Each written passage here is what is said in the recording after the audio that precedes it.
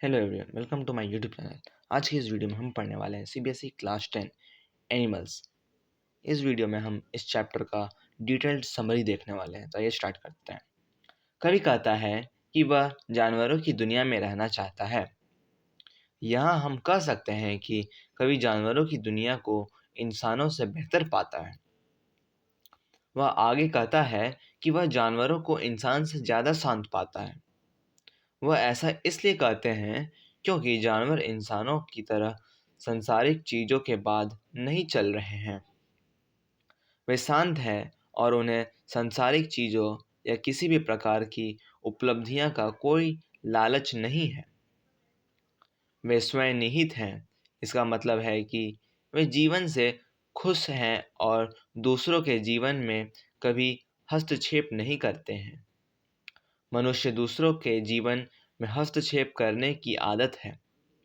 इसलिए कवि सोचता है कि जानवरों को शांत रहने और दूसरों के मामलों में हस्तक्षेप न करने के लिए मनुष्य की तुलना में बेहतर है।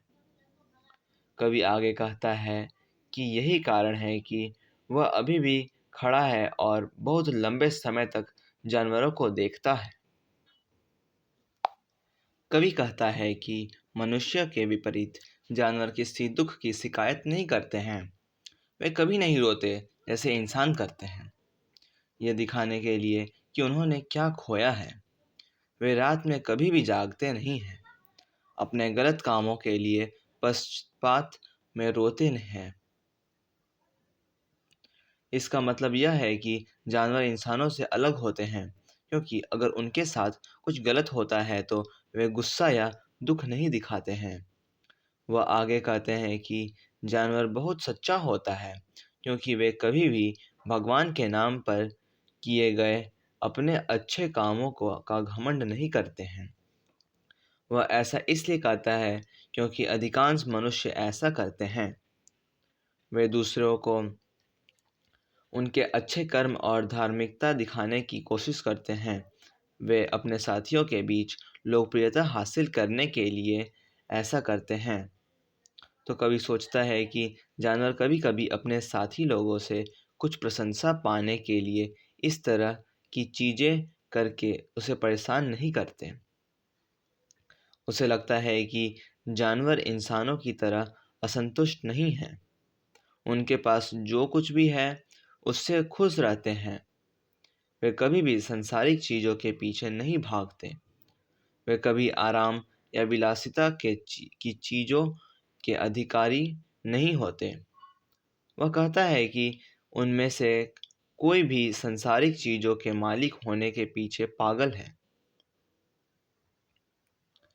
यहाँ कवि कहता है कि उसने कभी किसी जानवर को व्यक्ति के सामने झुककर अपनी भक्ति नहीं दिखाई है। वे अपने पूर्वजों के लिए भी ऐसा कभी नहीं करते हैं। वे भगवान के प्रति भक्ति नहीं दिखाते जैसे मनुष्य करते हैं।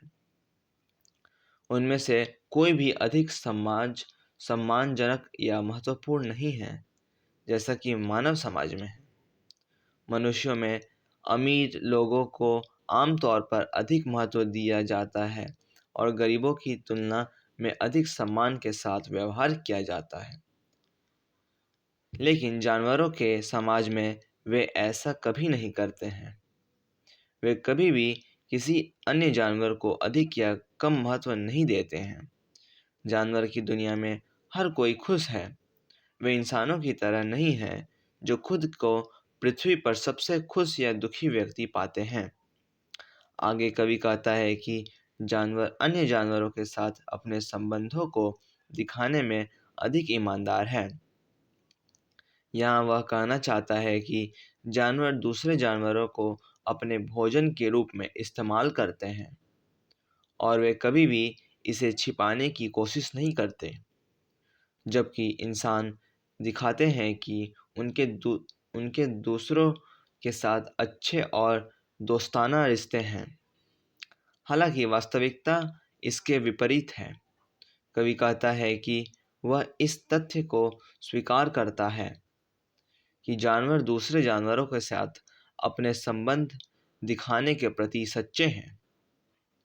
तो आखिर में कवि खुद को आत्मनिरीक्षण करता है और कहता है कि जहाँ से जानवरों को वे अच्छे गुण मिले हैं, वह आगे खुद से सवाल करता है कि उसके अपने अच्छे गुण कहाँ चले गए हैं। क्या उसने उन्हें छोड़ दिया या लापरवाही से उन्हें कहीं खो दिया। अतीत में मनुष्य में जो गुण पाए जाते थे, जैसे मासूमियत, दया, सच्चाई, अब